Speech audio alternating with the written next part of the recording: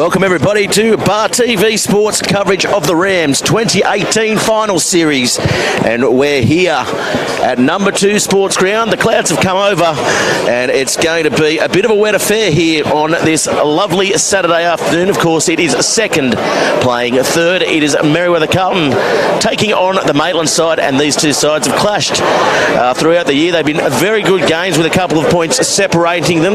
Merewether got the run of it in the first game, and then Maitland in a fascinating match with about 70 points scored in the game came on top. With us in the Bar TV commentary box, party box, Bobby Harrison. Bobby, how are you?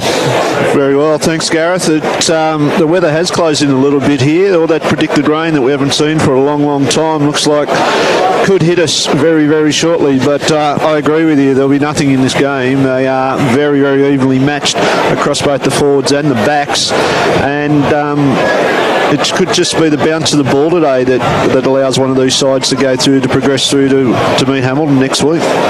Yeah, definitely, and Hamilton, obviously, the competition front runners having the week off. Big game tomorrow, of course, live on Bar TV Sports. We've got Nelson Bay taking on the Two Blues as well in back-to-back games in the elimination semi-final, but we're right here today in this Merriweather Carlton taking on Maitland. Sorry, Maitland taking on Merriweather Carlton. Maitland finishing in second position. Merriweather Carlton, the front runners of the competition for the first half, and they sort of fell off towards the end of the year, Bobby. Yeah, absolutely. For the first 7 or 8 weeks, they were flying high on top and they were beating everyone, but I think that was probably a little bit attributable to the amount of work they did on their fitness in the off-season, so they probably hit the ground running a little bit earlier than everybody else. But certainly over this back half of the competition, they've been found out a little bit up front and in the scrums and in the set-piece department. They've had a fairly easy run-in over the last 3 weeks playing against some of the teams in the bottom half of the table, so they will really need to be on their mettle today if they're going to challenge his Maitland side, who has got just about every rap that anyone wants to throw their way this year. Yeah, definitely. Certainly a lot of people out there, they're backing them in. They have, as we said before, probably an underrated forward pack, a forward pack that's come together this year. Willie So coming into the side, Dan Runchell coming back after a bit of a year off, and Turia Nui as well in the front row, obviously playing representative rugby, the big prop forward there. That would be a bit of a problem, maybe, I suggest, for the Merewether Carlton scrum, who have gone backwards for a lot of the season. Yeah, absolutely, Gareth. The Merriweather Carlton scrum was very solid early on, and I think they've brought the veteran Josh Gain back in. Metres gained. Was a huge part of that success in the 2007 moving towards 2011. Yeah, he played in a couple of grand finals. He's won a couple of grand finals, so certainly the experience and certainly holding up the scrum, it has improved since he's come into the side. But it is a crucial part of the game today. If they don't hold their own ball, then these whippets and the quick blokes and the skillful blokes who got in their back line aren't going to get that opportunity. And really, it's a battle in the forwards, as in most semi-finals and big games. Whoever wins that forward battle gets the ascendancy and sets up the win. Well, the big news out of the Maitland side, of course, the halfbacks have changed over, and Ryan McCormack selecting himself, I guess, and puts himself into halfback. I mean, he adds a lot of experience, and it'll be interesting to see. He hasn't played much halfback. It'll be interesting to see how the combination from the scrum base and indeed the back of the ruck goes for him with his passing game. He has got a very good passing game, but that's in his predominant position of number 10. Yeah, he's another one entering the veteran stage in the competition, but a very, very skillful player, and has been a dominant player for a number of clubs over the years. They'll certainly miss Max Stafford. He is a huge talent and really sets that back line alight. How Ryan will go, well, we're about to see. Yeah, we certainly are. And Sam Dart, the only replacement, he's injured with his knee. They'll miss him, the Merriweather Carlton side. He does a lot of work around the park, not just in the ruck, but indeed he's one of their go-to men in their running plays as well. Very dynamic player. So he's been replaced by Pat Island. Jerome Wilson goes to the side, and Lockie Miller comes on the bench. Yeah, Lockie Miller, a young gun. He is a real talent. The Greens have gone a little bit back to the tried and tested, and they will certainly benefit from the experience of that tried and tested, but at the same time I don't think they have that dynamic, ball-running, consistent player that's going to bend the line back at the Blacks and get that front foot ball that's so essential in this modern game. Yeah, definitely. And the battle of the number 8s as well, it was a good battle up at Maitland at Marcellin. Travis Brook and Smiler as well from the green side. Two big number 8s, both hailing from New Zealand, both very good runners of the ball and both very brutal in defence. Oh, that Smiler, I'm quite sure you would not like to stand in front of him. Travis Brook, I don't think he's had the same impact on the competition as he had last year. He's certainly very skillful and capable player, but last year he was so dynamic, knocked around by a few injuries, I think, over the last 12 months, and he hasn't really refound that form, but his experience and his line-out work and his general presence in the game is invaluable for the Blacks. And of course we can't go without mentioning the captain from Merewether, Carlton, Jay Strawn, coming up against Maitland's captain, I guess, in Chris Logan. Two very similar players, both can break the line and both certainly can find the line. It'll be interesting to see how they play the game here today. Strawn, he's probably been not in the worst form of his career, but he's been a little bit quiet towards the end of the season. Yeah, well, he's getting a little bit older now, Jay, and but his experience and his dynamic, like he is one of the leading players, if not the leading back line player in this competition.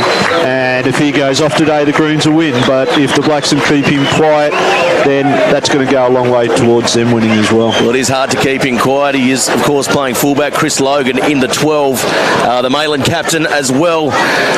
It should be a very good battle in the midfield with Carl Manu, who's probably, as we mentioned, a couple of good backline players. Well, he certainly is one of them, front runner for the Anderson medal again this year as well. Yeah, arguably the most influential player in this competition. Wherever he goes, he brings success to that team. And I've seen him play a few times this year, and he has just been at his best. He's an ageless character, and doesn't matter who he's playing with and around, you know what you're going to get from Carl, and it's usually excellence.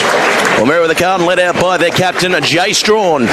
And coming onto the field last there, and you see on your camera, Billy Coffey, big addition for the Greens this year, defecting back from the Wanderers. Yeah, Billy, what are your thoughts on that? Billy comes alive at this time of the year. You know, we can all remember that last couple of minutes in that 2011 grand final when he almost single-handedly saved that undefeated Greens season. Had 4 really strong years here at Wanderers. In the twilight of his career now, he's gone back to where it all started for him. If he can come into the game, he'll certainly create some havoc. It's not the Billy Coffey of old, but still very, very effective.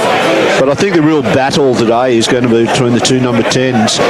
Beatty from Maitland is the best number 10 in the comp, in my opinion. He is an underrated number 10. I think I agree with you there wholeheartedly, along with Dane Sherritt as well. Sam Bright as well. He's having a breakout year this year. Probably the best I've seen him perform. He has the ball right now. Brendan Farrer is the referee here today. But yeah, certainly those three are definitely the top 3 10s in the comp. Yeah, and I think those blonde streaks Sam Bright's put in his hair might be a benefit to him this year. So Brendan Farrer looking to Logan, the captain, has the arm up. It is the first of the semi-finals here at number 2 Sports Ground. And here we go, it's showtime here at number 2, and that is a lovely kick by Sam Bright. Davidson, a little bit of confusion there as he picks up, and Sneddon comes in with a good hit there, Bobby. Yeah. And they turn the ball over straight away, so Merewether Carlton now with a good chance here to attack. It's going to be fierce early on in those forward exchanges up front. So Josh Gain comes to the back, he picks and drives, and it's a good indication early on how the Greens are going to play this game, Bobby. Yeah, I think they're going to try and get a little bit of that front foot ball and try and gain some little ascendancy in the forward. I don't think they'll get that ascendancy, but they're looking for parity. Good run here. There they go, the Greens, and that is the first try of the match. Jerome Wilson goes over. Yeah, fantastic run by Jerome. He looked up, saw that the Blacks are a little bit all over the shop. There was a huge gap there on both sides of the ruck. He put on a little bit of footwork, went straight through, and just too big, too strong, and that's a fantastic start for the Greens. Yeah, very good try. First 5-pointer of the match. Jerome Wilson picked. He went for it under the sticks, and you can only imagine this will take them to 7-0 here, the Greens, early on. And they're kicking into a little bit of a wind that has blown up during the afternoon. So 2 minutes into the game, being 7-0 up and having gained that little bit of confidence building through their forward work and the turnover, a great platform for the Greens for the rest of this game, and Sam Bright will kick this. And kick it he does. The flags go up. He is the leading point scorer for the year in 2018 in the Rams NHRU. Of course, get in and see Rams for all your home loan needs on behalf of the NHRU. Good crowds filling the ground this afternoon too, Gareth. Yeah, it's filled up. Certainly when the Greens come to town, there's always a parochial crowd to the left of us. There's plenty to our right as well. A lot of people come up from Maitland as well. Of course, viewers listening in all around the country. Shout out to all. That's a confusion there off the kickoff, and somehow it went backwards. Yeah, they escaped. They dodged a bullet there. Box kick there by McCulloch, doesn't find touch. So now with a chance to counter-attack here, the Maitland side, and that was Clackety. As they get up over the 40, so now Maitland with a good opportunity to show what they can do. Referee Farris found a penalty, I think. Yeah, Beatty with a short ball to Owini. Owini takes them up, and he's stopped in his track by 4 or 5 Merewether Carlton defenders, but it's going to be a penalty there for offside. We've got an injury. Looks like it's Billy Dunn. Came reeling out of that earlier breakdown. Is it Billy Dunn in the 22 jersey? It is 22. Maitland very, very keen to get on with this. It looks like he's had a bit of an injury problem this year, Billy Dunn, and looks like maybe it's an ankle. Looks like his day's done. He's the little engine that could, so don't rule him out yet, Bobby. I'm backing him. He's going to be done. Dunn's going to be done. They've got a very good replacement in Brad Lauder as well. Potentially, probably, maybe that little bit better of the set piece as well. Billy Dunn, obviously, so good around the park, so I'll miss him there. Plays like an extra breakaway. I'll certainly miss that workload. But Lauder's a very fine replacement coming on, if he does, in fact, come to the field. Looks like they're going to take him to the side and tend to him. He's walking a lot better now, so that's positive signs for him and the Greens. Yeah, a little bit of magic water never goes astray, Bobby. The magic sponge. I won't ask where it's been. And that's one thing that's really improved. What, the magic sponge? The magic sponge. Over the last couple of years, the medical support for all teams and the professionalism that all teams and the importance all teams place on that there. Yeah, definitely the duty of care, and that's a fine kick up to the 22. So now Runchell, the veteran here for the Maitland Blacks. Lovely ball off the top, and can't find it there, Brooke, so picked off by So in the end. As Clackety comes into first receiver, has played a bit of 10 himself. Now they'll pick and drive here, the Blacks. Davidson calling for it. Had a weenie on his outside, went to his inside, and they dropped the ball. So now counter-attack for the Greens. It's kicked downfield. There's nobody there. Billy Coffey charging through, as is Billy Freeman. Little kick down the field. That's a nice kick there in behind. Smart kick. It'll stay in touch. And it'll find Strawn, who'll go back into Bright. Bright, he's going to be caught short here. Tagged on the ankle. Very good work on the ground, Sam Bright. Saw himself without support and made sure he got that long place. So picking and driving now, the Greens, they're going back to, I guess, what is known as 10-man rugby, as Sneddon goes wide. Shot tried to put on. He's probably the most improved prop forward in the competition, James Sneddon. Yeah, very good post-contact meters there. Oh, drop ball there. Billy Freeman. He's not happy with himself, and they had a real chance there to build something there, the Greens, and now Maitland will come back, and Billy Dunn still getting strapped on that far side, so he'll continue to play. They'll halt the play for a little bit. Here he comes back now. It's an interesting start by the Blacks. They've sort of gone away from how they've played the last half dozen, or the last half of the competition anyway. They're looking to use the ball a little bit more than they have before, and they've come unstuck a little bit at the moment. So it's actually his knee he's got strapped up. I thought it might have been an ankle injury there, but confirmation that his knee is strapped up there, Billy Dunn. So, first scrum of the match, Bobby. We've talked about it pre-game. We'll see how the Merriweather Carlton scrum can respond here with Josh Gain, a recent addition to this pack. Yes, a very important part of the game, especially in finals time, as we've all seen over the last 4 or 5 years, that scrum dominance almost equates to a premiership, doesn't it?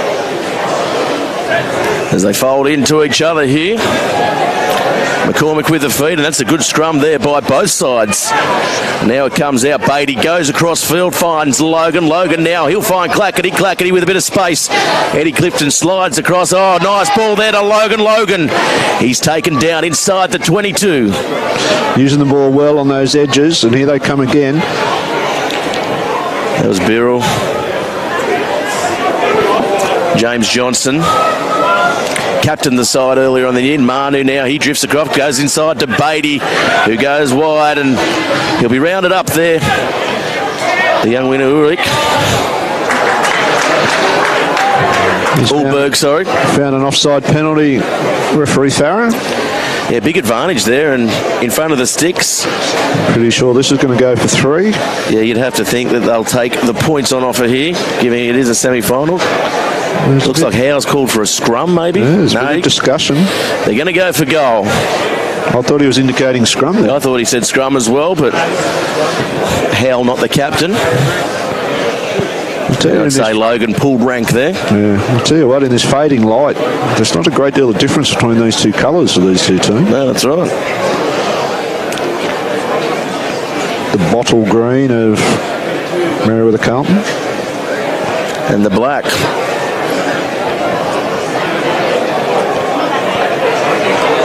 It's been a pretty even start for both teams. We haven't been going 6 or 7 minutes. Besides that early blip in defence by the Blacks, they've dominated a little bit of field position here.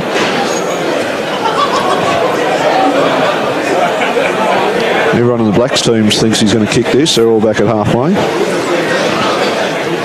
And he's hit it. And he makes no mistake, so the penalty is successful. 7-3 the score here at number 2 Sports Ground. And Merewether Carlton with a very good start, but Maitland, they've clawed their way back into the match. And they'll need some points on the greens, the Blacks, because this little bit of wind and the great kicking game of Sam Bright, he will terrorise them in the second half. So they need to get a few points up in this first stanza due to the Blacks. And it depends what defensive team the Greens have brought today, because to beat the Merriweather Carlton side, I think you have to score probably close to 30 points, because they can score points from all over the park, Bobby. Yes, they terrorise teams in defence. They're just so enthusiastic. When they go the full 80 minutes, there's never a lapse. There's never a let's knock off for the next couple of minutes to have a spell. Well, set move there, didn't really come off the line, and now Brooke is forced to go back, and he gets them going on the front foot, but he's met nicely by Island out there. Box kick there by McCormick. It's a good one, and Billy Coffey comes across, and it comes straight out of those arms, and that's offside. Yeah, he was definitely offside. The Maitland crowd behind us certainly think so, and he came from almost 20 metres in front of him there, Bobby. He was definitely offside. He's ruled a knock on, so obviously it has gone forward, but I would have thought he was definitely offside. And early on, Billy has always been a little bit scratchy under the high ball. He's got to work his way into the game, and I'm quite sure he will before the day's out. Yeah, certainly. He has been a little susceptible throughout the years, as you mentioned, but I'd trade it for his finishing any day. He's likely to come back and score 3 tries and run over 12 blokes doing so shortly. So a little short side play maybe on here with Carlman, who's standing quite flat on the right. Carlman, who's certainly the go-to man. Josh McCormick standing in at first receiver on the left. We normally see Manu just take a crash ball off the scrum. Might see Beatty come around the corner here. Yeah, I think they've got something on down this short side. So McCormick gets it to Manu. Manu looking for the pass. No, he's going to skip on the outside of his play. Oh, that's a lovely ball to Ulberg. Inside now to Beatty. And here they go. The Blacks are over. Wonderful John try. Birrell scores their first try. Absolutely wonderful try. We read it there when it was on the sideline. We knew Manu was going to be involved, and he just skipped to the outside, dummied to the inside runner, which just held the defence up a little bit, and then some fantastic interchange of passing then. Great skill showed by the Blacks, and a great try. Yeah, he does it so well, doesn't he? Gets to the outside, runs that overs line, I guess, and creates a bit of space on the outside. There wasn't much room to work there, but the winger did well in Ulberg, and back on the inside, the backing up, second to none, and Birrell goes over. The winger did a great job. But you're absolutely right with Carl Manu, and it now in hindsight we look back at it, and Beatty was just the decoy inside that just held the breakaways coming off the back and held those inside defenders, and then as soon as he skipped to the outside, there was only a metre or so down that sideline, but they took full advantage of it. That was an absolutely great try by the Blacks. Yeah, it was a very good try, well worked, and it's always good for the coaching staff when a set move comes off a set piece.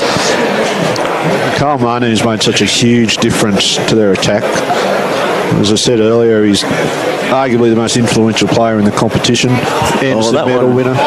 The flag stayed down. I thought it may have drifted in, but no, that is going to keep the score 8-7 in favour of the Blacks. And it's probably fired a little warning shot there for the Greens that the Blacks are here to play some rugby. Well, the Greens haven't really seen much of the ball since that first opening encounter. The first couple of minutes as Bright with the restart goes deep, and there's confusion there again. How he goes up for it. Now he gets them over the 22. Here's Runchell. Runchell does well. Speaking to him pre-game, he's got a wedding to play at tonight, so McCormick now just gets away. That's a good little pirouette there, good move, and Logan, he goes forward up to the 40. And that's where the Blacks have become so dangerous during 2018. That little bit of ball play, that little bit of interchange of passing out on the edge. They've got such speed and such skill out there. That's where they've cut a lot of teams apart. Good run there, and now McCormick gets it wide, and they're looking to target Billy Coffey, and he'll let it go over into touch. So, is this first line out of the game, I think? 10 or 12 minutes? Maitland have had a line out. Okay. First Merriweather Carlton line out, and looking to play quick here, the Carlton side. They did it so well early in the year, they went back to...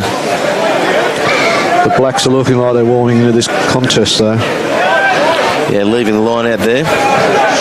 Body language, the energy they've started to bring into this game. Oh, good jump there. Island gets up now. Bright calling for the ball. Gets it. Smiler goes forward. Manu tries to rip it out. He's dealt with there. Turnover. Yeah, nice turnover there by the Blacks. So now the Blacks looking to attack. They go to the left. They find Manu. Manu goes wide to McCormick. Cutting out Logan. McCormick spins again out of the tackle. Great line speed. That's what forced the turnover then by the Blacks. Good run there by Beatty, taking the line on. Willie So calling for it. Here comes Big Willie. Little goose step there. The crowd love it. And I'm sure our fans on Bar TV Sports get a little bit excited every time he gets the ball. You always love a goose step by a 130-kilo prop. Well, here comes Logan now finding Manu. Will get to the outside. Ulberg taken by Coffey in a very, very good hit. Went down that side again, trying to recreate that last play, but there just wasn't the room. And Billy was a lot smarter that time defensively, and he handled it pretty well. Billy Coffey winning his own line out there. 8-7 the score. Comes back to Bright, who takes a bit of time to get that one away. Ulberg makes no mistake. As it was tracking towards the sign, he counter-attacks, and Billy done with a good hit on the winger, but good clean out there by Davidson, always there. Birrell, now it's kicked forward by Milligan. McCormick, he's too quick there, he dives on the ball, that's well done. He drops the ball, and Schmuder comes across there, and I don't know if that was all that bad there, Bobby. The Maitland crowd certainly think so. I'm sure the Merriweather crowd disagree. And Josh McCormack's holding his shoulder. They're lucky to get away with that because there was that little knock on after Josh McCormack did really, really well. Yeah, he definitely knocked it on. And it's Schmuder. Strawn's come in to ask for a clarification from referee Farron. I think Farron's, I'm going to say he's inclined to go to his pocket here with a shoulder charge, but no, he's kept it into the pants. So McCormick, that comes off the side of his boot. He probably wanted a bit more distance on that one.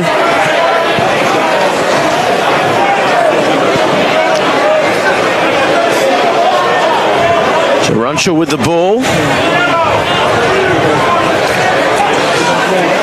Off the top, that's a good jump there. Here comes Davidson. He's met by a couple of Greens defenders there. Billy Freeman was the first in. Manu now goes to the outside. Oh, good defence out there by Schmuter. The rain is coming down now. So may make for sticky fingers out there, and that is going to be out on the full. So Ryan McCormick not quite getting it right from the back there. I'd like to see maybe Beatty be charged with the kicking duties. Yeah, that's about the fourth or fifth kick Ryan McCormick's thrown in from the back there. And that one was out by quite a distance. Well, he's been a very good player for a long time. Sometimes he does have the tendency, I guess, to overplay some things there, and that was one of those occasions. Take it down off the top. That is going to be a penalty there for the Blacks. And Willie So. There's a bit of a scuffle on out there. Jerome Wilson. This is going to test referee Farron. Yeah, definitely. Definitely will, though. They'll learn the penalty here, the Blacks, from the line-out indiscretion. And it'll be interesting to see what the two touch judges come in and say. And the two captains going to have a chat here. Calm heads prevail. Everyone walks away, realising it's a semi-final. And the last thing they need to happen here is to lose a player to the bin for an unnecessary brain snap. Well, good refereeing there by Farrell. Certainly throughout the season we've criticised him a fair bit for reaching into his pocket, but I think he adjudicated that one pretty well there, Bobby. Yes, certainly did. That's a better kick from McCormack, a little bit more distance. So now Maitland. Travis Brook marshalling his troops as he comes in. Organising placings, organised spacings.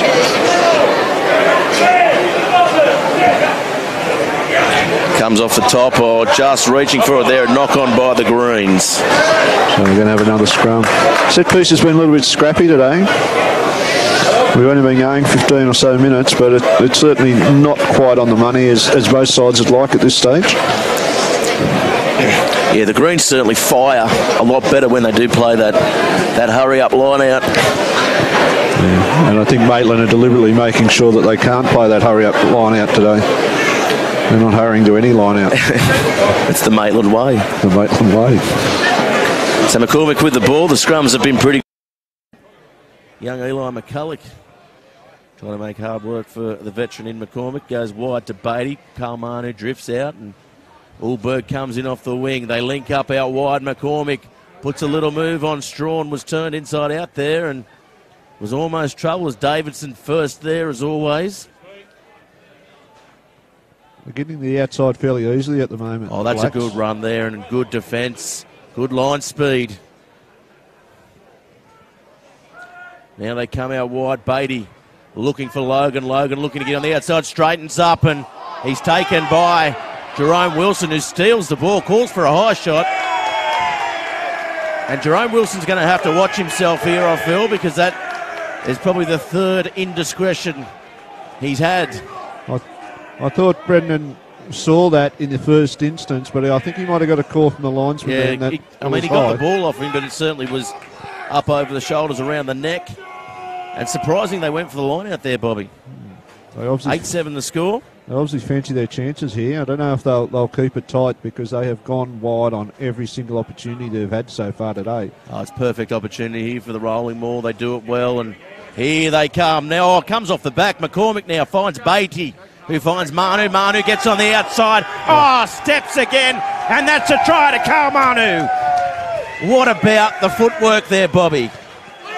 The best in the competition. It was always on. As soon as they released that ball out of that rolling ball situation and went wide, you knew Carl Manu had a little bit of depth. There was a couple of good little decoys went inside him, and then he just went step, step, step, step. and he virtually went under the post untouched. It was a terrible attempt, really, a tackle there by Jason Milligan. He just grabbed at his jersey, and I'll tell you what, that jersey's a bit tight there on Carmani. You're not going to get much of it. You've got to get around him, and they didn't do that, the Greens. But the second effort there to beat the fullback in Strawn, that was sublime. And Strawn's, he's a very good defender, but he was made to look second-rate there by Carl Manu. And Carl Manu might have had a look at that and say, well, I might have this bloke's measure. So we could see a lot more of that throughout the afternoon. But after that initial score by the Greens, they have been absolutely dominated by this Maitland side. The Maitland side's gone side to side. They've had a number of scoring opportunities. So the Greens need to really re-establish themselves in this game in the next little phase, because they can't let it get out of hand, because I don't know if they've got the firepower to chase the game down. Yeah, certainly. We know they can chase a score down, but they can't afford to let it go too far adrift. So 15 points to 7, and now the score. As Bright with another restart. Travis Brook. Better catching that time, the Blacks. And there'll be a couple of teams really interested in this match, in the Wanderers and Nelson Bay watching in at home. And here comes Ulberg with a little chip over the top for himself. Billy Dunn checks him. Strawn comes across. He can't beat Howe. Well covered, Jason Strawn. Yeah, he read that really well there. And now Robinson, he'll drive forward. He's been one of the finds for the Greens this year. As Eli McCulloch, he draws the penalty, and now he finds a bit of a gap, and second effort.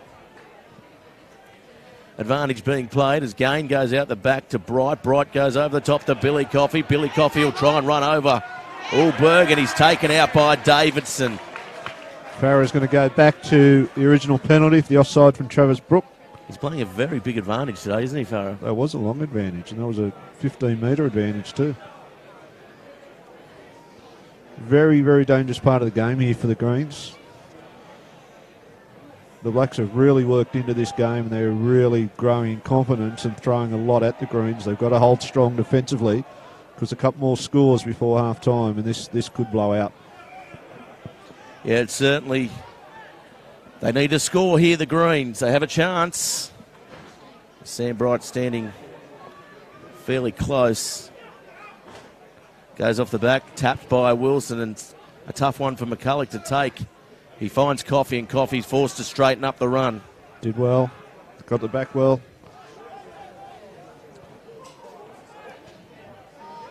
Greens need to throw a little bit more at Maitland this time, and this one up off the ruck running.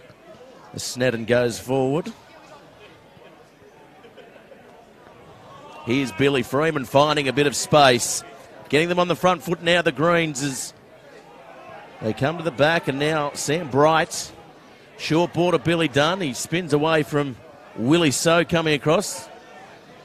As James Snedden now picks and drive. He's going to be isolated here, Snedden, but does well at the ground. Now Jerome Wilson running back towards the forwards. They're isolated here, the Greens. They're running one out.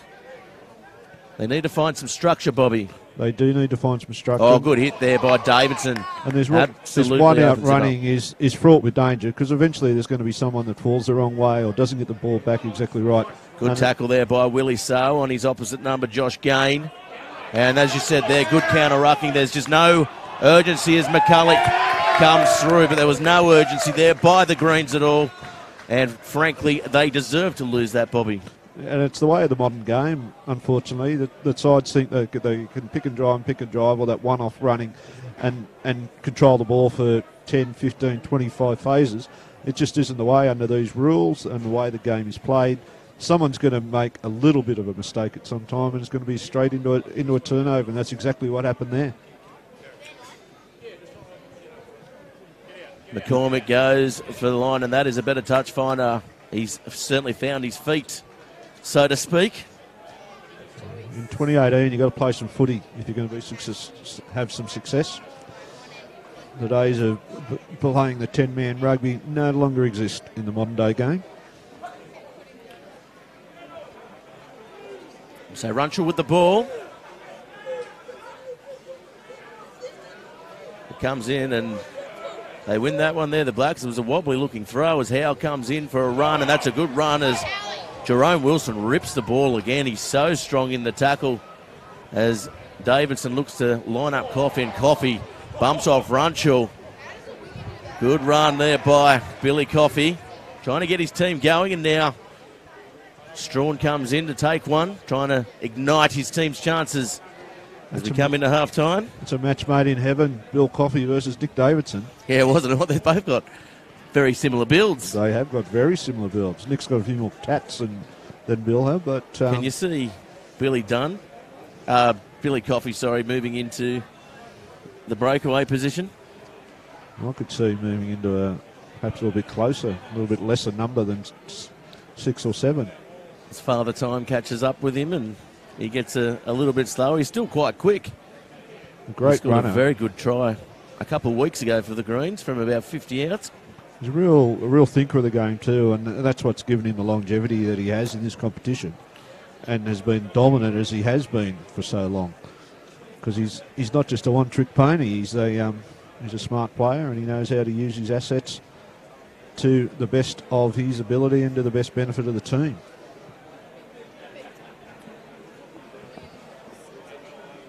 So the rain is really falling down now here at number 2 Sports Ground.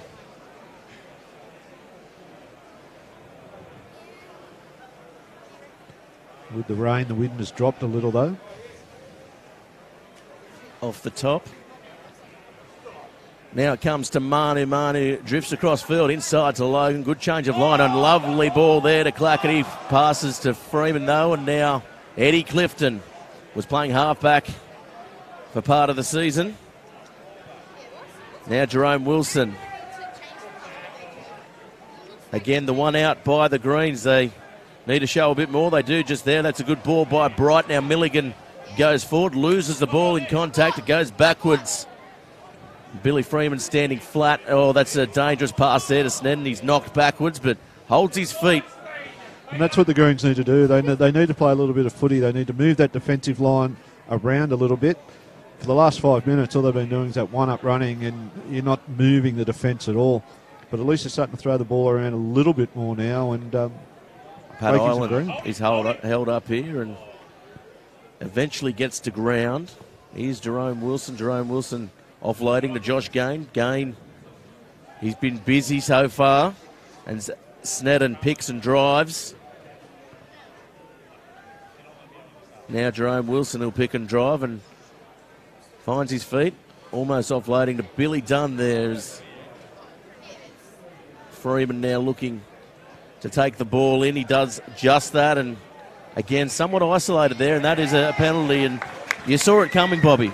We did see it coming, and it's just so important in this game that you don't get into that one-dimensional sort of play. Obviously, and it's obvious by the Greens' game plan here that they think that there's a weakness around that AB defence. I don't know where they'd get that from. They've probably got the best back row in the competition, the Maitland Blacks, with Davidson, Birrell, and, of course, Travis Brooke as well. So it'll perhaps at half-time the multi-dimensional coaching staff may have to come up with a new plan. That one off the top, Brooke. You'll find Beatty hits the ball pace. That's a good run inside now. Davidson goes forward up to the 22. Here's Beatty again, getting busy. Goes to Manu. Manu had heaps of pressure on him and gets a ball somehow to McCormick. And that's a forward pass as well. Under pressure. It was good hands. I thought it went backwards. The skill level of this Maitland backline especially is just phenomenal. And they've really built their success this year on the back of it, I think. They ask so many questions defensively for any side that it is going to be tough for these Greens to get back into this game. And Loud is coming on to the field, replacing Billy Dunn, who has succumbed to that knee injury. The little engine that could, well, he can't right now. Plenty of strapping on that knee. He's had a bit of an injury-plagued season this year, Billy Dunn. He's been in and out of the top grade a little bit too. Yeah, I guess that's probably coming back from having weeks off, and the man that's just replaced him here, Lauder, very good in his own right. Scrum's still very even. As Milligan takes a hit up off the back. McCulloch with a little kick there for Clifton. It's a smart little kick. It bounces up for Clifton. Clifton goes now. He's rounded up by Logan, and he's isolated. He's dragged towards the sideline. It's thrown in field. McCulloch, he stands on his feet, and he's tackled about 15 metres out. They need to get it to the left. There's no. They'll pick and drive here, the Greens. Billy Freeman had no one in front of him there, and now the Maitland line realign. Robinson, he grabs for it. The Greens have got to take something out of that. They've got to mix up their game. They've got to mix up their attack. They've got to ask some questions this side. Well, here comes Strawn. He's gone himself there. Now Bright standing way too flat there, Bright. And they've just got no organisation at the moment, the Greens. Certainly no depth in that attacking line. Here comes Josh Gain. Josh Gain tries to get them on the front forward. Snedden picks and drives. Good 1-2 punch there from the two front rowers. Robinson, again, standing flat. There's no running with purpose at the moment, Bobby. And it very, very rarely gets more than one pass wide. And here's Strawn, and yeah, he's going to do it himself as well. And they're going to have to watch themselves here. The Greens now. Jerome Wilson. There's no one out here on the left for the Greens. They're all bunched, and they're all on the right. There's opportunity on the left, but they're just not seeing it as they pick and drive. They've turned the ball over, but it's a penalty in front of the sticks. It'll be interesting to see what they do here, Bobby. Yeah, and that penalty was awarded 25 seconds ago, so they had the opportunity to throw the ball around and try and expose some weaknesses in the defence, but they kept to that old pick and drive, and now they're going to kick a penalty, so they're probably showing a little bit of lack of intent, perhaps. I just think that they had a very good opportunity here on a fairly big short side, and there was just nobody out there. No one's putting their hand up to say, it's on out here. And that was mainly due to the ball player in Jason Strawn had just taken the previous hit up, and so he wasn't at the back seeing where the space was. He was involved in that breakdown, so the whole thing went to pieces a little bit for the Greens, but they're going to walk away with 3 points, so that's a positive. Yep, 15-10 now the score. So it keeps them in touch, Bobby. Since this rain has left us, the wind's dropped significantly as well, so I don't think there's any significant advantage either way for that breeze, so it's going to be, the wind is going to come from the best footy side.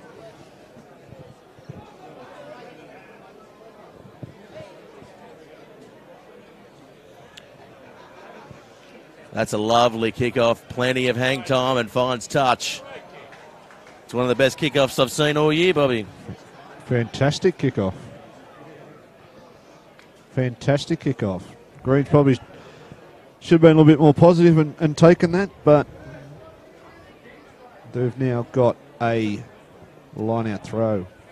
Off the top, McCulloch forced to take it into the ground as Jerome Wilson now, he steps off his left. He's a workhorse, Jerome. He's involved in everything. Forwards coming around, it goes to nobody. Schmuder, he goes up the centre of the field. This is a good run here by the outside centre. He's looking to link up, he can't. Billy Coffey couldn't quite get there, he's there now. Gets on the outside of Ilberg, tries to get outside Manu. Good tackle by Manu. Billy does well to stay in touch. Now Eddie Clifton. Nice little short ball Greens there. This is better stuff, as you said. As Strawn taking in a heavy tackle around the hips, and that's a penalty. They have been absolutely slaughtered at that breakdown today, the Greens. They have taken, so that would be the fourth or fifth penalty I think they've given after being in possession of the ball. And in a semi-final, you've got to control your ball, create the spaces, give yourself time to attack, and the Greens just haven't been able to do that today.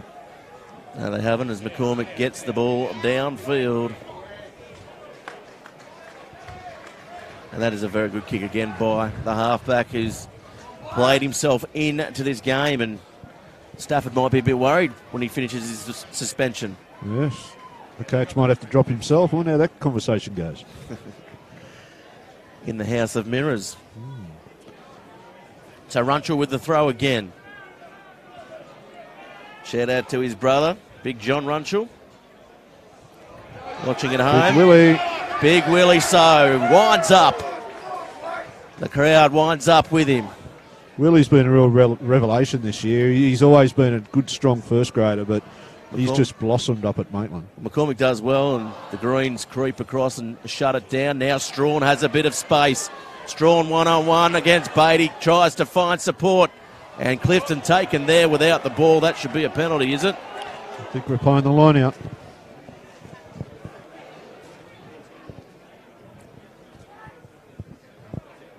Great attacking weapon, Jason Strawn. He's got that innate ability to find the space when there's seemingly none. He'll find a space and he'll put a little bit of footwork on and he'll put the team on the front foot. Nice win there by Brooke. Beatty goes forward again, looking for Davidson on the inside. Finds him and wrapped up nicely that time. They use the short side. Brooke goes wide to Weenie. Good run there, former Merriweather Carlton player. Johnson.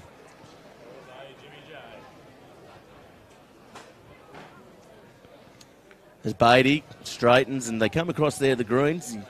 The gap closed up quickly as Manu now. This is where he's dangerous. Oh, look at the footwork there and almost got the flick away. Offloads the ball, loses the ball, but the footwork there was, again, second to none, Bobby. Every time he gets the ball, the crowd's on their feet because something's going to happen. Willie So winds up, coming across as Smiler. An Island over the top as well. James Johnson.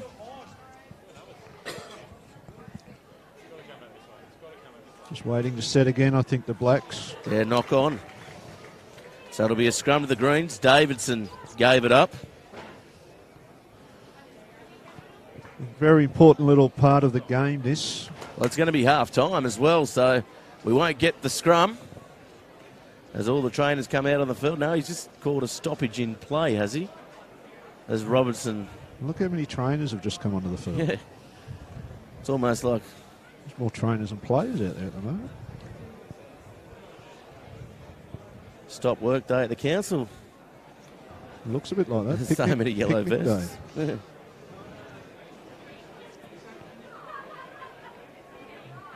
It's an even contest. I think the next score is going to be absolutely essential to who's going to get away with this. The Blacks look the better team. The Greens look like they're hanging on, but with a score line of 15-10 and some of the talent in this Greens team, they can turn it around in an instant. Well, that's the positive of the Greens play. They never do give up. 15-10 the score. They looked a little out of it and they've come back. They're within 5 points coming into half-time. The Blacks look solid, though. I think if they dominate possession or if they get 50% of possession, it's going to be enough for them to get away with this. And then if the Greens are going to progress, they then need to go through that sudden death side of the draw. The Wanderers on Nelson Bay next week. And another tough one after that.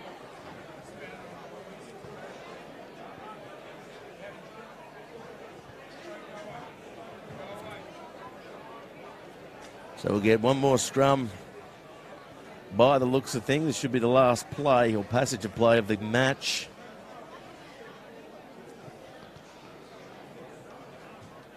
Sam Bright's doing plenty of talking. I think they've got something set here.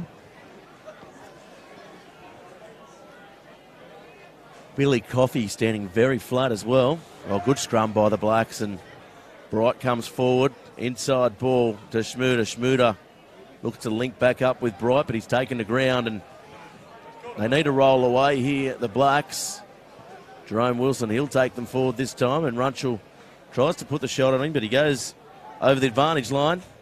Goes out the back to Strawn. Strawn with a nice palm. Oh, that's going to be a high tackle there, and kicks the ball downfield. Lovely grubber kick there. It's not going to be held back. Yeah, it's called back there, and it's one thing about Jay Strawn. He does cop a lot of high tackles. It is, I guess, as a result of his running style, he uses those hips.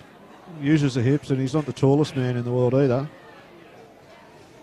But he just changes direction so quickly with those great feet. And I think that's why he cops so many, is because people line up ready to hit him fairly, and then suddenly, before they know it, in a split second, he's put footwork on, and the tackle's been mistimed and misdirected, and it goes high.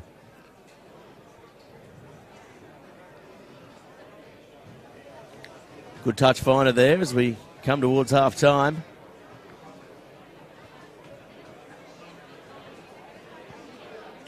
Ball comes off the top. Nicely won there by Brooks. So wasted line out there for the Greens as Davidson takes them forward.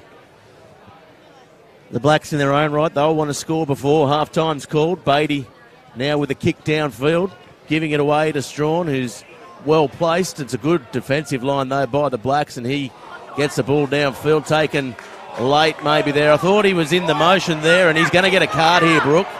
And Strawn, I don't know if he is injured, but he's certainly doing a good job of looking like he's injured, Bobby. He's certainly doing a very good job. I think he is legitimately injured there. And Travis Brooks is going to be in a little bit of trouble here. Yeah, I think he'll definitely probably see a yellow card. He called it up very quickly, did referee Farah. Well, it's interesting here because Logan was named as captain, but Howe's been doing the majority of the talking out there to the referee. But they're all out there now. They're all out there having a conversation, and he hasn't gone to the pocket at all.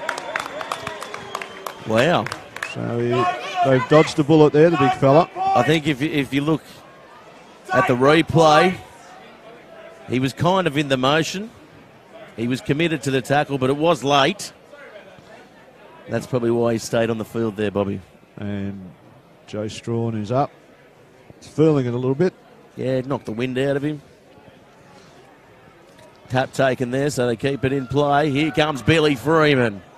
Good run by one of the best in the comp. Here's Smiler. Smiler tries to get an offload away, can't. They come over here, the Blacks, advantage played. Louder.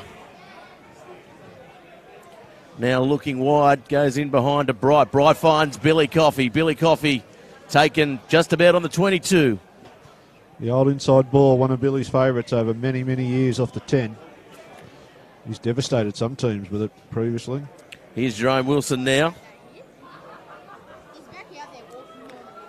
Comes wide, Bright.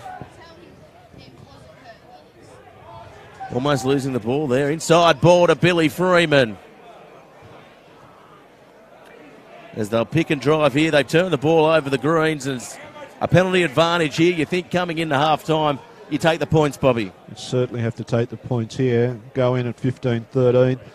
And last 10 or 15 minutes have been very good for the Greens. They have really muscled up defensively. They've been able to control their ball a little bit better. And whereas before they showed their intent, they're showing a whole lot of intent here by putting the ball into touch and going for the maximum. So Louder now. They're looking for the quick one. Here goes to Robinson. They set up nicely, and it's going to be called not straight. So again, the set piece, a problem for the Greens, Bobby.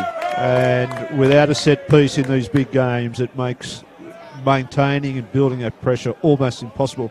And that's how you get away with games at this level, at this stage of the year. It's that building pressure. The teams are so evenly matched.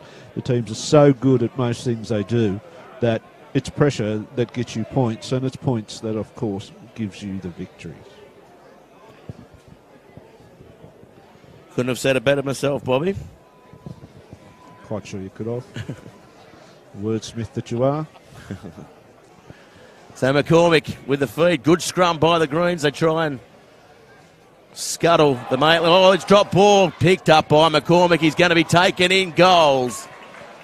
Similar thing happened in the last round match they played as well, and Sam Dart opportunistic try, so they'll get a good chance here now, the Greens. Was on the back of a good scrum. The scrum's been all over the place. It looks like sometimes the Blacks are on top, and scrums like that the Greens look like on top, and it's a really important part of final football, and it'll be very interesting to see. Big short side here with Billy Coffey 5 metres out.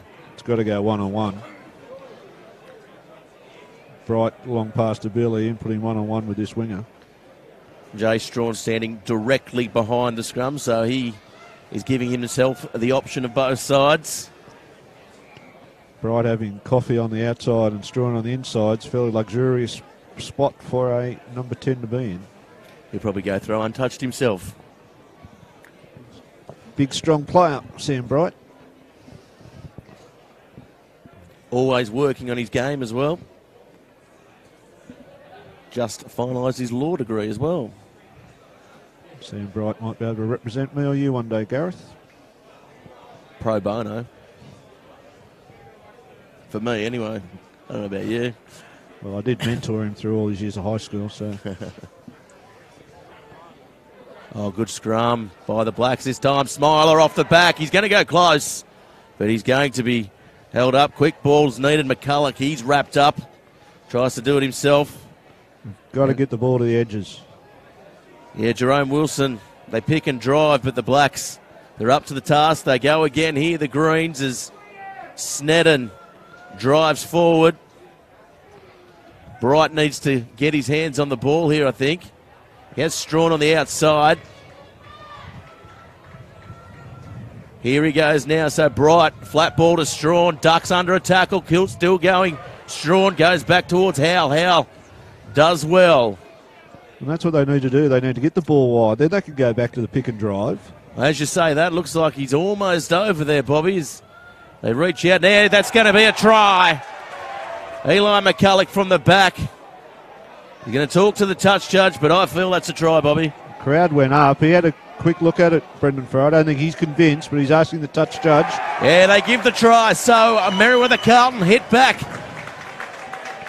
And I think the main part of that play, that under the post, they picked and drive continuously. Then when they finally got the ball to the edge, it just freed up the spaces a little bit and gave the players the opportunity for that little bit of space. So there's a lesson there to be learnt for the Greens moving forward, that continually bashing the ball up close to the line is not going to pay dividends against good defensive sides like Maitland.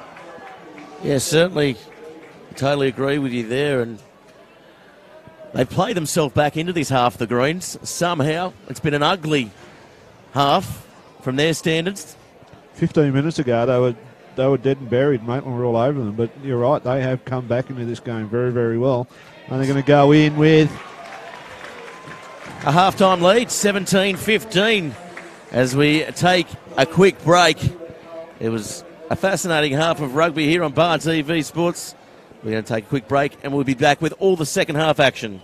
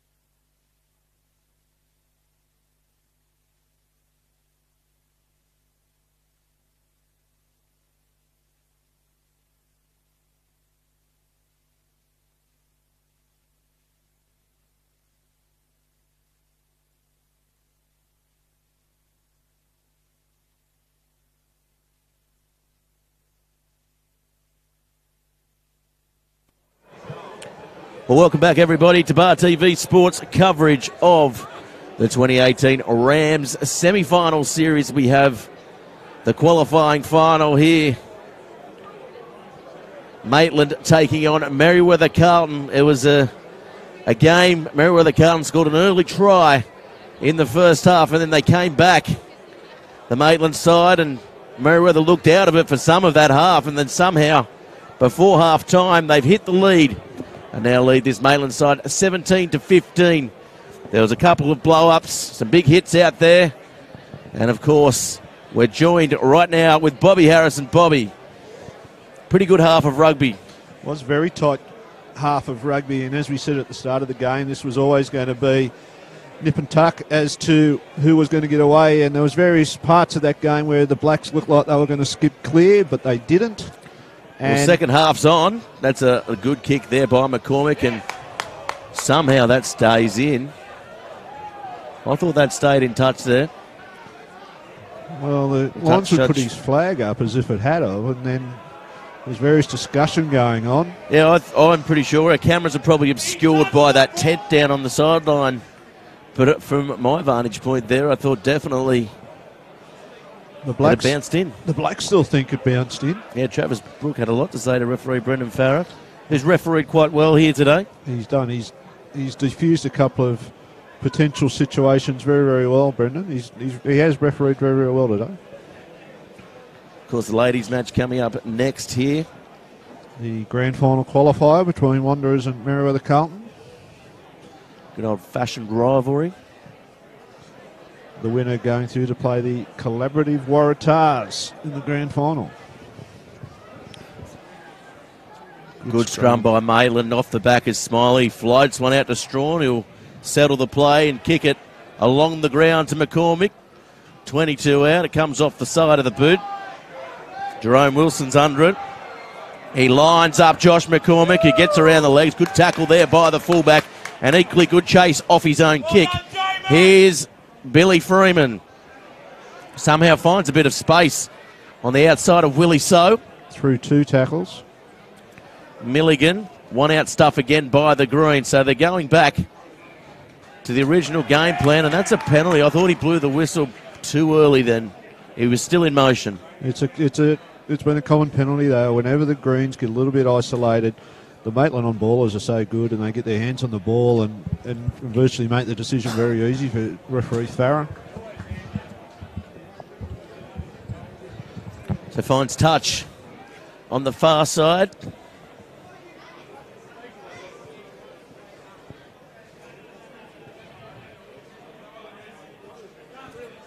Dan Runchell. He's been pretty good here today at the set piece.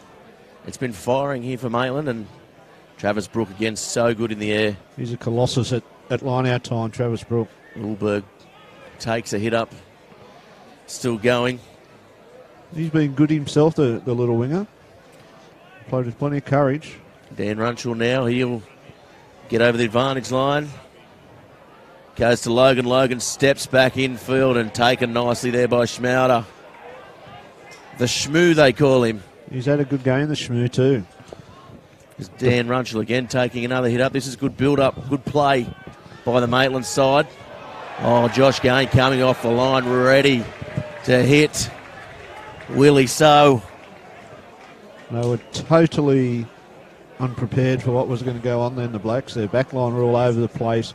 Willie put his hand up to take the ball forward, but the pressure was just too much from the line speed. Well, they're almost playing the opposite of how the Greens are playing. They're playing on that edge there, and they're just not realigning it early on in this second half, but the Blacks. Yeah, it's been a funny sort of game, as you said before half-time. Somehow the Greens have got back into this, playing some ugly rugby. Well, it's finals football. It's what it's all about. Yes, you don't see too much free-flowing stuff in finals. Good scrum again by the Blacks, though. Ball comes out. Milligan goes behind to Bright with a little chip over the top for Coffey as the intended target. Goes towards the touchline, and McCormick just lets it roll over. A lot of the game's been played between the 22s this afternoon, Gareth. There's not much red zone action at all. And it's where both sides, to be fair, are at their most dangerous outside the 22. As Beatty takes them forward, they can certainly score tries out wide from anywhere.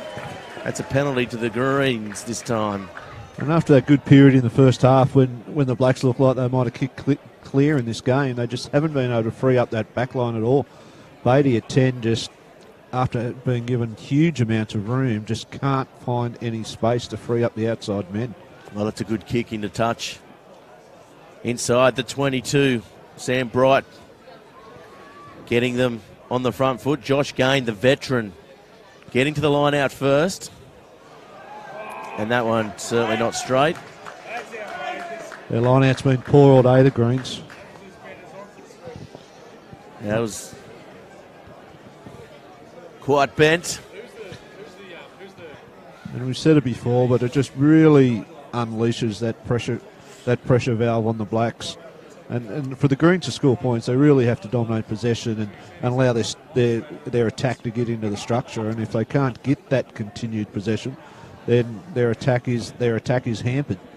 I mean, I'm pressed to think back. I don't think they've won a line out here today, Bobby. I can't remember them winning a line. I can remember them losing a few.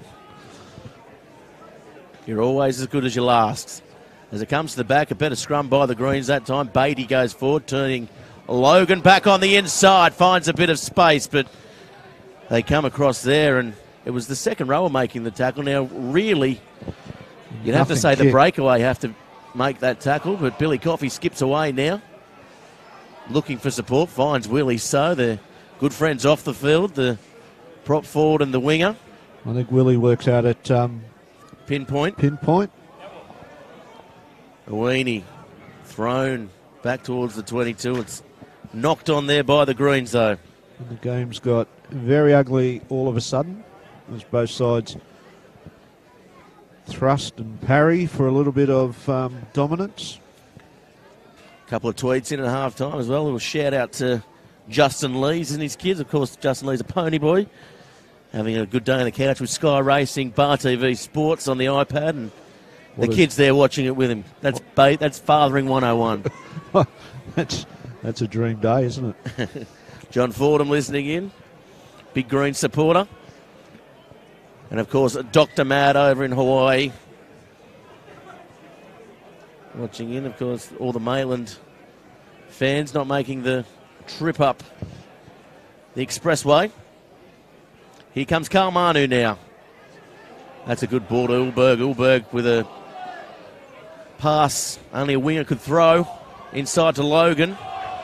McCormick, yeah, that's a knock on the... Just a little bit of execution over the last 25 minutes of this game's gone missing from the Blacks. It looks so sharp, but that's what pressure does to you a little bit. And they're getting a little bit frustrated, pushing the pass when it's really not on. And well, they've been all the talk, haven't they, in the post-season reviews. They're certainly the team everyone thinks can challenge Hamilton for the title. Every single person you want to talk to is tipping them to be that challenger. Perhaps even yourself. No, I'm tipping the Bay. It'll be the Bay Hamilton Grand Final, or Bay Maitland Grand Final, maybe. Well, I'm tipping a Greens Wanderers Grand Final. It'll be good for the crowds. As McCulloch has the ball. Oh, good scrum there by Maitland. Greens going backwards. Smiler has to pick up. He does well. He's brave in the tackle. Now it goes wide from Bright to Milligan. He's taken high there by Beatty as he's cleaned out. Quick tap now by Bright. Good enterprising stuff by the fly half. He's going to be isolated, though. That should be a penalty, I'd imagine. Yeah, they turned the ball over. Oh. I think that was fair and square there for the Maitland side. Davidson, such a good on-baller. Now quick tap taken again, but called back. I beg to differ with you there, Gareth. I think Maitland were fairly hardly done by there. Well, that's what I'm saying. I think definitely Davidson, he's so good on the ball. There was too good sometimes. There was a clear release there, I thought, and he was entitled to go for the ball, but the penalty is going to give Bright a opportunity here to push out the lead to a try. It's certainly well within his target zone. He kicks them low and Very good accuracy. I think he's kicked it about 92% this year. Has always taken a great deal of pride on this facet of his game, and a good lesson for everyone out there. Like the amount of practice he's put in over the years. There were many afternoons when he was at my school that he used to spend hours out on the oval at the end of school. Well, I used to live near Townsend Oval as well. He was there every afternoon, plugging them over as a teenager. Such a talented kicker, talented player, very much underrated over many years, Sam Bright, I think. He had a couple of years off, went travelling, and this is the best I've seen him play throughout his career. Yeah. He'd certainly be an asset for every other team in the competition if they could lure him away from the greens. I hear University may be going on the recruitment this year, Bobby, as Bright kicks the ball and it goes over the black dots, so they go out 20 points to 15. Well, he's just finished his degree too, so he's no stranger to the campus. Could be a postgraduate degree. Tony Munro's a great fan of Sam Bright. How was he coaching? So I read in the paper, yes. 20 to 15. I struggle to think that's a deserved lead, but they're there, and that's what they need to do in a semi-final situation. Oh, lovely taken by Brooke, and now here come the Blacks. The Greens wanted nothing to do with that kick-off there. Johnson, he'll be the go-to man there. He runs one out. He's isolated. Willie So has to get there, and good strong defence, Pat Island. Yeah, Island all over that ball. Beatty now going behind Howe. Manu with that jinking run, getting through the line and can't get an offload away. So dangerous, and you feel he's got something special in him here today as Beatty goes short side. Allberg taken. Nice defence on the wing. Billy Coffey it was. And now they'll pick and drive. He's such a handful, Carl Manu, especially at this end of the field. Howe. Smiler tries to rip the ball off him. Here he is, Manu, inside ball. Oh, look at the tackle there. That is as good as you'll see anywhere, Bobby. That was a try saver. But here comes Carl Manu. Greens might be on this. They have to get over the ball here, and the Blacks doing well controlling it. Beatty now looks for So. It opens up for Beatty. He was over the line. He threw the ball away. Clackety, Runchel, Logan. Logan now going back towards his forward. They've lost 10 metres. He was dead set over the line then, Bobby. I'm sure he was over the line. All he had to do was fall over. Obviously didn't know where he was in space and thought he saw something outside, but it's all collapsed around their ears at the moment. So McCormick, he'll take one off the back. Davidson settles the play. They look disjointed now, the Maitland side. It's their game plan falling apart as Clackety's taken 5 metres out. All credit to the Greens. Oh, the ball comes out. Eddie Clifton, he's taken out, unfortunately, though. It was a bit of a rush of blood there, maybe, by Clifton. And it's a penalty now. I don't know what for. I think, I don't know what that was for. The signal wasn't that clear, but I think it might have had something to do with hands in the ruck. Great defence by the Greens. They were under the gun ever since Travis Brooke took that kick off. They just stood up. They got off their line well. They manned up manfully in defence and thwarted the attacking raid. A little bit of frustration, I think, coming through with the Blacks at the moment. The Greens look like they might be making a couple of changes here as well. Sam Wright's gone straight down the field. Yeah, he didn't want a fine touch there. Interesting. As Clackety. I think that was deliberate there, as now McCormick will look to counter-attack. I don't know if you want to give open field running to this Blacks back line. Coming across now is Milligan. They give it to Logan on the far side. He gets them over the halfway. They pick and drive, and I really don't know why Sam Bright didn't go for touch then, Bobby. No, if they get quick release, they'd get it wide here. There are big numbers. Here they go now. Johnson has So on the outside. He'll go himself. He'll tuck it under. Good safety first. Thought he might have spilt the ball there. As Brooke juggles it. Manu now. Manu looking to put something on, and Smiler with a swinging arm.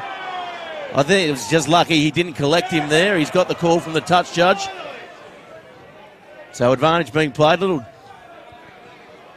knock on maybe at the back there, but they keep going here, the Blacks. Willie So now. Here he comes. And I'll bring that back. Not rolling away, so... He's missed that He's missed that high tackle. I just think he didn't touch him. Looked like he touched him from up here, but not rolling away. There's a bit of discussion going on. Best course of action here. They're going to rely on their set piece. Yeah, good kick there by McCormick. Farah is going to have a chat here to Jerome Wilson. We've got a couple of replacements here. It's Penfold. Number 17. Yeah, Penfold, I think he will be in the 2 jersey. There's another Merewether high boy. And is it Kurt Gervin with the long hair? Yes, I think so. Yes, it is. And they've bound on here. Good defence by the Greens. They're going sideways. The Blacks, McCormick now sending them forward. Here they come, the Blacks. This is what they need. And that is over. And that's a try. It's a penalty try. Penalty try. And they call it the Black Tractor up at Marcellin. Well, the Tractor's come to town, Bobby, because that was impressive. The Tractor was fully pumped up tyres and going there, the old Tractor. Yeah, it took a little while to get that traction. The old Massey Ferguson. Yeah, the Massey Ferguson. Took a little while to get it going, but as soon as they got it going, it covered that distance. Well, special mention there to McCormick. He could have got the ball, he could have panicked, but he got the forwards reset, realigned, and they just charge forward now. So 22 points to 20 is the score. Yeah, the next 5 minutes are going to be crucial to both these teams. The Blacks have had a good little period of 10 minutes there, but they had that same period in that first half. They have to go points on points here. So that one goes out on the full. So I don't know about the Black Tractor, but the wheels threatening to fall off this Merriweather Carlton second half again. Yeah, a bit of body language there that doesn't look really too upbeat from the Greens after that ball went out. 22-20 the score. Maitland hit the lead again here at number 2 Sports Ground. Of course, don't forget the big games here tomorrow. Wanderers taking on the Nelson Bay side, 4th v 5th. Nelson Bay finishing 4th. Wanderers just scraping into the 5, Bobby. Just scraping into the 5, but Wanderers over the last few years are used to going that route up to the grand final anyway, so it doesn't hold too much trepidation for the boys in the team. Well, back to this game now. McCormick a little slow off the back. Nice pressure by McCulloch. Knock on. Harsh call, I think. The younger halfback really making hard work for McCormick here. Yeah, Ryan's one of the most experienced players in the competition, but hasn't played as much footy this year as he probably would like. Yeah, he's come off the bench quite a bit.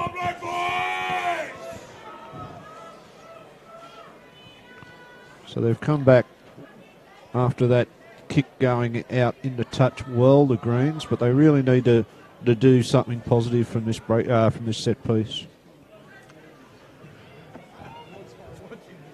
So Eddie Clifton, they go backwards again here, the Greens. Little juggle there. Smiler takes it in, gets back. Oh, nice work over the ball there by Brooke. Blacks have handled Smiler very, very well today. They pick up again. Jerome Wilson now looking to get the arm free. They've wrapped him up quite well all day, apart from the first try that he scored. And Brooke looks like he's in some serious trouble there as well, with a bit of a leg injury. Now Smiler, short ball to Bright, who goes out the back, knocked down there. That's a penalty, and he might find himself in a bit of trouble. We've seen the referees. Looks like serious trouble. Yeah, Brooks in a fair bit of trouble out there. I think there's a punchy Sager out there tending to him. Bright will look for 3 points to put the Greens back in the lead.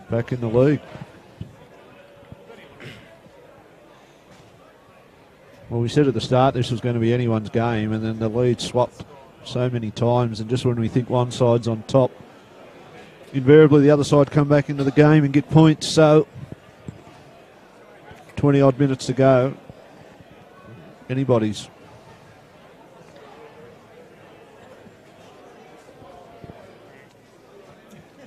There it is. Ryan McCormack out there questioning referee Farrer about his opposition halfback and what liberties he's allowed to take. Well, as all good halfbacks should know, Ryan, that you're entitled to take as much liberty as you can get. Some heavy strapping going on that knee. Was it the knee that kept him out for a while? Yeah, I think it was, or maybe a shoulder injury. Okay. But he got up and he didn't look good at all. Yeah, he looked in all sorts of trouble. It'll be interesting to see who's warming up for the Blacks down there. Looks like they're staying on the bench, keeping warm. It would be a major loss if they lost him, because he's been a colossus at the lineouts. His work off the ball has been extraordinary at times. Oh, yeah, definitely. I mean, moving a bit freer now, though. That's a good sign for the Blacks. Magic tape. But there's a Merriweather Carlton player getting some attention on the ankle out there as well. Looks like is that Smiler? So the two number 8s gone down at the same working time. hard. Smiler's been massive in defence for the Greens.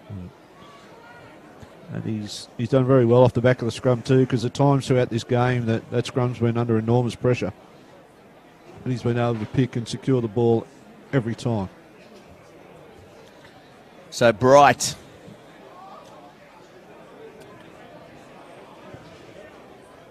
looking to go in front again here, the Greens. There's been close to 20 minutes in the half.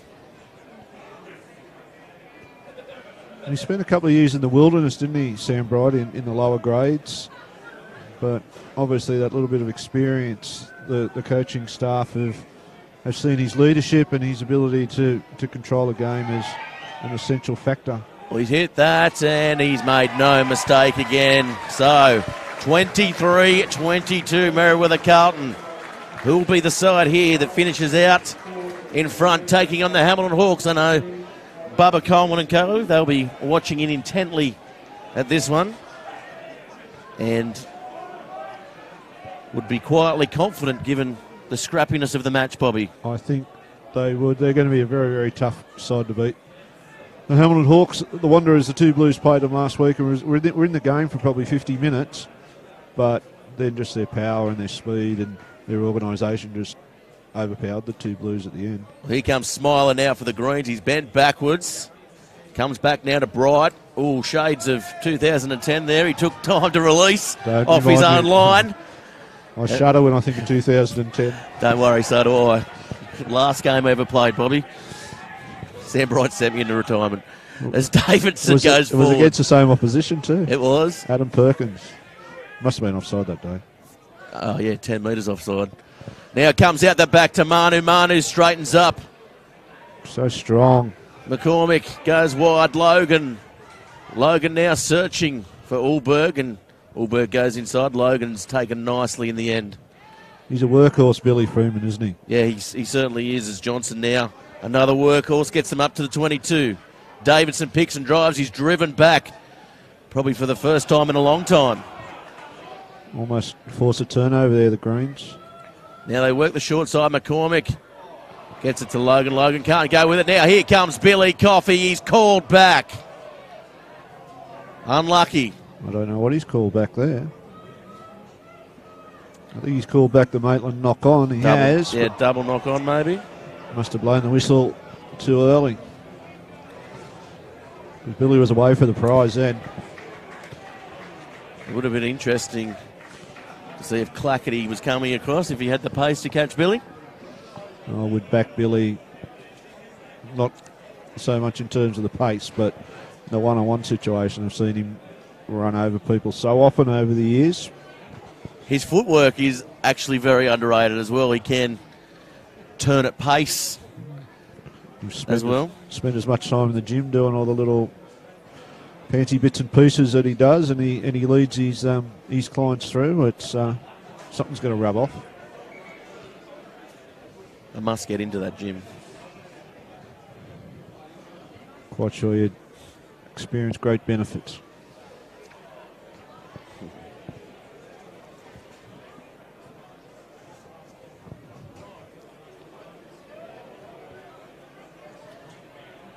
Important set piece here for the Greens. McCulloch has the ball. Yes, it is. They need to switch on as a unit here, the Green scrum. Did well. Yeah, they've done well that time. Milligan now goes in behind to Coffey. Coffey with a long ball. The no-look pass. Here's Clifton Manu comes across inside to Bright. Bright goes back inside to Coffey. It goes backwards. Coffey goes without it. Here's Robinson. Could be in trouble trying to get to the ground here. Yeah, not going to get to the ground. They'll have to use it. They're still going forward, though, the Greens. So they do well in the end. Somehow it's in there somewhere. And that'll be a Maitland scrum. So well defended there by the Blacks. They probably had a little bit of opportunity near the end of that time to get to the ground, but didn't take that chance and has paid the penalty. 16 to go. I don't know who my money would be on at this stage. Yeah, 23-22. The game is in the balance. We said at the start of the game, 30 points will probably get the side home, so we're not quite there yet. We also mentioned that perhaps a draw. They are so evenly matched.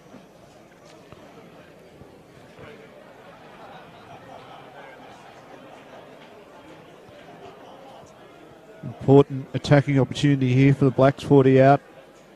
They've got all their strike on the right-hand side here. Here's McCormick now. Finds Manu. Manu dummies to Clackett. He thought he should have given it then, but he takes the ball in. Yeah, that's going to be an advantage played. Now Milligan kicks the ball downfield. Strawn is in chase. Logan's coming across. It's a good one-on-one here, but Logan's going to be the one that gets it. Oh, that's a lovely tackle by Jay Strawn. He'll have to roll away. They pick and drive. They're under pressure now, the Blacks. That came out of nowhere. A little bit lucky to get away with that, the Greens. Comes back, and that's a poor ugly-looking kick now, Bright, and that's a penalty to the Blacks. They get out of jail there because they were under all sorts of pressure, Bobby. Yeah, I thought the Greens were a little bit lucky to get possession of the ball, but when they did and they kicked and a great chase, and the Blacks were under enormous pressure. Relieving penalty after a fairly poor clearance. Well, it was Nick Davidson that got the ball back as McCormick was at the bottom of the ruck. Well, the Greens were the fitter side for the first half of the competition, and perhaps that fitness now is going to be the telling factor if they're going to get away with this game. That'll be a Merriweather Carlton scrum too, so things starting to click again for the Carlton side. It's been ebbing and flowing the whole game for both sides, Bobby. And there's not many. The Greens have made 3 or 4 changes at forward pack, and interesting enough, the Blacks have made none, I don't think. Yeah, James Appy now on the field as well, coming in for Josh Gaines, so they've replaced their front row. So they've either got great confidence in their starting 8, or perhaps they've got the depth on the bench that some of the other clubs may have. Well, their second grade took a while to fire in the regular season this year for the Blacks. And here we are, almost 70 minutes into the game. There hasn't been a replacement in the Black side, has there? No. They were very... Obviously, he's a good player, Travis Brook. With that knee injury, they certainly didn't want him to come off, did they? They certainly didn't. This next couple of minutes could be very important for the Greens because there's just that feeling in the camp that they may be just gaining a little bit on the back of that superior fitness. Good run there by Billy Freeman. Looks like they're working on a penalty here. No, mate, perhaps not. Good run. James Appy adding some momentum to this side. Jerome Wilson picks and goes and spins around. He can't get the arm free, though. He's very good with the offload. We haven't seen it today. As Billy Freeman looking for the ball, he'll settle the ball wide. This is better stuff. They're running in their pods here, the Greens. Strawn goes out the back, almost slices through Manu around the bootlaces. Does well. Advantage now being played, offside. Now Bright's there, goes to Billy Freeman, inside now to Smiler. Smiler gets them about 15 metres out. Here's James Appy. Lost a considerable amount of weight this year. Building well. Yeah, Billy Coffey on the inside. It's a far cry from the first half where they looked very disjointed. They're doing it with purpose here now as Robinson goes forward. Manu holds him up. And there's trouble if they can get quick ball to the right, but they realign now the Blacks. Appy goes in behind to Strawn. Strawn on the outside to Clifton. Clifton goes over, and that is a try. Lovely work by James Appy. Great work by the Greens. And you hit the nail on the head a little while ago, Gareth. What the difference is in the Greens now than from the first half is in the first half they went wide with no support, and here they're going in their pod. And all those fresh legs from those reserves, they're getting the support and they're securing that ball. And at the moment, the Blacks can't go with them. And the Greens have got an ascendancy with 10 to go, and the Blacks have got to find some energies from somewhere. Well, that puts them 28-22. It's a pressure kick here for Bright. Right on the sideline. Clifton did well to get low. That's a perfect finisher's try, that one. And Jason Strawn did fantastically to... James Appy with the ball out the back. Class all around there for the Greens. Sam Bright will kick this. He soaks up the pressure, and at 8 points down, I thought the Greens have gone from time to time to this game, but the last 10 minutes they've showed some great courage and some great spirit, and they're going to be very hard to run down. 28-22. This will take them to 30, and he pushes it wide that time, Sam Bright. So 28-22 is the score. And Sam Bright's the sort of man that'll control this game now. He'll play a little bit of field position. He won't do too much down their end. He'll game manage this right through to the full-time siren. And the Blacks have got to find something here. Yeah, definitely. The momentum certainly swung, didn't it, with that kick downfield, turnover from Milligan earlier on. That's a straight kick there, McCormick. As they go under, is that Miller who's come on the field? Yeah, he's just a Colt. Miller, I think he's playing in a Colt semi-final tomorrow. So nice little warm-up for him today.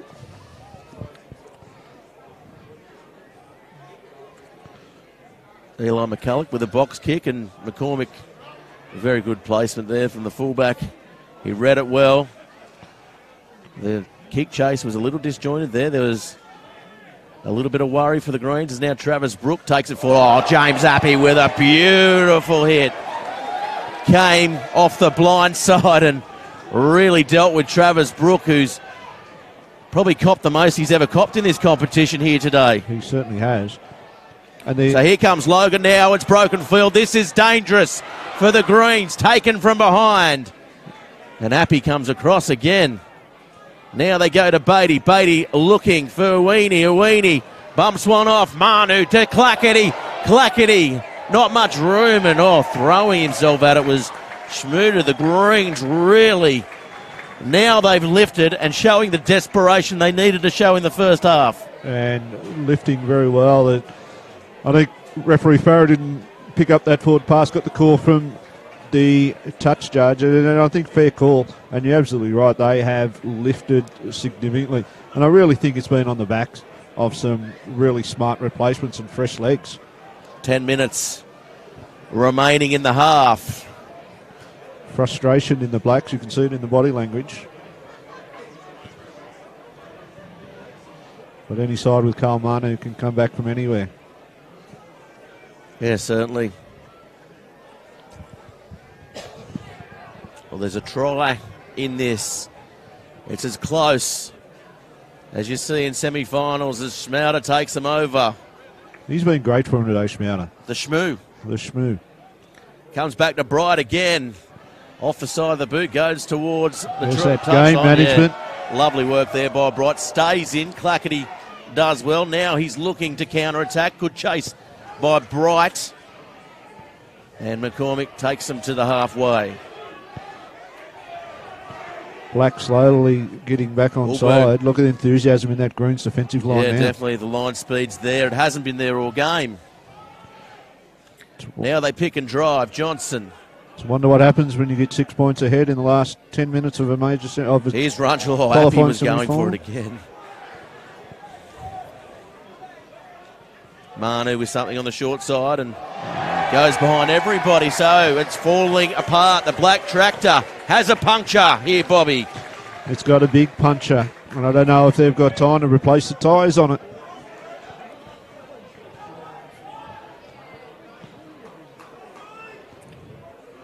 Greens will suck every minute out of this game now.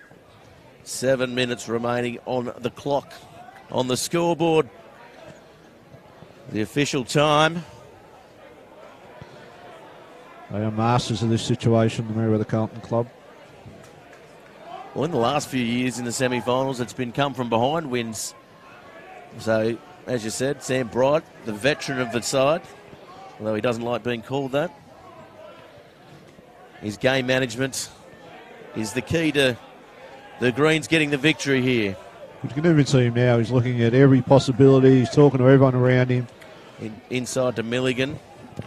They set the play up there. Good on the ball again by the Blacks. They've been so good. Davidson has been brutal. The breakdown as always. And Lockie Miller gets through. The ball spits out. They have to go quickly to Strawn. Strawn sets the ball up. Now Jerome Wilson will pick and drive. He'll look for the offload, but he'll take the ball into contact. The Blacks, they need something to lift them here. As Bright is charged down, and that could be just it, as Beatty goes under the sticks, and Sam Bright will be having nightmares about that again. That was something out of absolutely nothing for the Blacks. Well, 2010, they got bundled out of the semi-finals from exactly the same thing. And he doesn't deserve it. He's been unbelievable today. He's played a great game today. His marshalling of his forces, his game management, his control of everything that's gone on, his talk, his kicking game. That's undeserved. Yeah, it certainly is, and he's a genuine nice guy as well. He'll be absolutely filthy at himself. He marks himself pretty hardly, Sam Bright. He's a fantastic But it was man. very well done by Beatty. He really hustled him.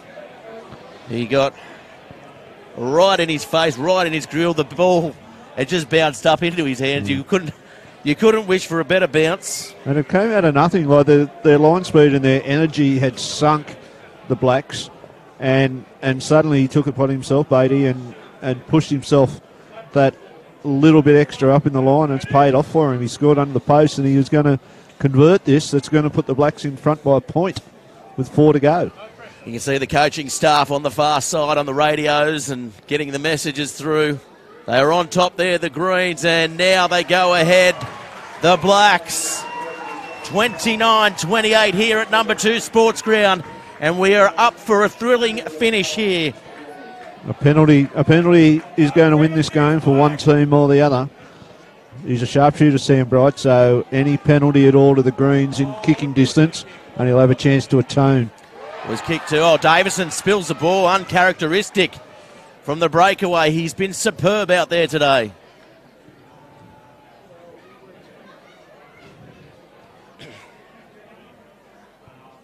Comes back, and McCormick, good head on his shoulders as well.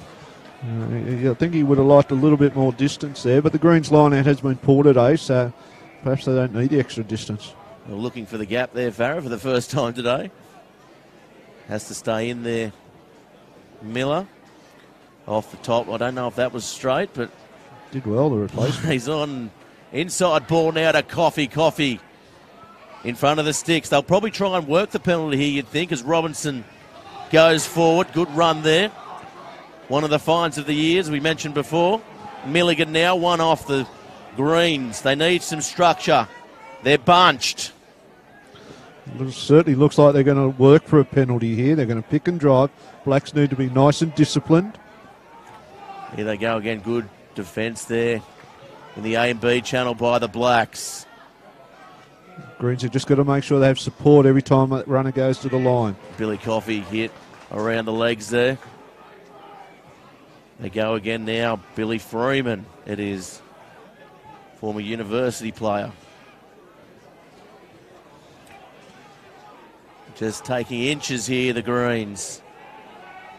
You'd think Bright Perhaps might put himself in the pocket here. He's looking to get into that pocket. What do you feel? You don't see many field goals in the local competition, do you? No. This is a perfect opportunity for him. Oh, I can't believe someone's not standing there. As they pick and drive, they still go in the greens. Good control shown by the Greens. Oh, good tackle there, and they've turned the ball over. McCormick gets it downfield, clears the ball, and the pressure is lifted here from the Blacks. It was a very opportune kick by McCormick. He took it, but they're still up against it here, the Maitland side. The Greens. They had so many opportunities. Sam Bright was in that pocket for 2 minutes there. They had clean ball each time. Somehow they come up with it though, Merriweather Carlton. There was no communication there. Billy Freeman looking for the inside ball. Bright steps back and gets them up to the 40. But here we go again. I think they'll adopt the same policy for the last minute or so. They're trying to work away, get that penalty. There's decent yards. Robinson now. As now Big James Appy on the far side. He'll try and get them going. 29-28 here at number 2 Sports Ground. Blacks have got to be nice and patient here. They've got to be disciplined. They've got to be that extra half step so they're onside. I was just about to mention that. They certainly are getting up fast, and Nawini looks like he's well in front there. Now Penfold, he'll go forward and take them over the 40. Not making any great ground here, the Greens. They've gone back to the one out, Lockie Miller this time. He's highly rated. He's been very strong since he's gone on. His yards that he's made has been very strong. Good run there. Jerome Wilson. They go in behind now. Milligan. Almost an obstruction there. Almost at full time here. One mistake here by the Greens is going to hand the semi-final to the Blacks. Well, it's 40 seconds. Oh, that's good ball. Over the ball, here comes James Appy. Willie So. Willie So had to be offside. He has been offside. He was offside by about 3 metres there, the big fella. And Bright's going to kick Bright's going to have a go anyway, and it goes towards, and he's got it. No, he's going to get the penalty. He must have missed. Well, he's blown the whistle already. He's going to get a chance to atone for that kick, which is probably justice because he's been very good today, Sam Bright. Yeah, definitely. He'll need this for confidence at the very least coming into the next stage of the semi-finals. Of course, both sides going on, and this kick will determine who goes on to face the Hamilton Hawks next week right here at number 2 Sports Ground. And if it's any indication by this match, it started off a bit scrappy, but we do know both sides can stay in it. Yeah, so in front of the sticks here, Bright, what do you think? Well, I'd be pretty confident that he'll kick this. He's a very cool-headed young man, and he'd be very dirty on himself from that last error that gave the Blacks the lead. But he knows that he can atone here. Well, the Maitland crowd are giving it to him. He comes in, he strikes it, and the flags go up. And Merewether Carlton go on to face the Hamilton Hawks. The Maitland side beaten on the bell. And in the end, it was a very good game of football. Who was your best? Yeah, it was a great game of football. I think the winner there was spirit over, I won't say ability, but skill and execution, because the Blacks have got points in them everywhere, but the Green spirit and their determination and their never-say-die attitude got them home in the end, and they fought through some really, really difficult times and came out on top. And as I said, Sam Bright, a great young man, and fully deserved that opportunity at the end to atone for his error. And can they go on? I'm not sure whether they've got the ability and the skill level to go on, but they've certainly got the spirit. It's the semi-finals, and we know in the past few years in the semi-finals they do stick to sides, and they certainly showed there. And Sam Bright went from villain to hero in the end. We'll give him the man of the match for his efforts, winning the game on the bell for the Merriweather Carlton side. They'll go on to face the Hamilton Hawks, and of course Maitland will be watching on intently tomorrow to see the big game between Nelson Bay and the Wanderers live here on Bar TV Sports. Thanks very much for joining us, Bobby. Pleasure, Gareth. Enjoyed the afternoon. It was a great game of rugby. It certainly was, and we'll be back with you with everything, all the action tomorrow, and indeed for all your grassroots sports. I'm Gareth Wozik, and we'll catch you next time.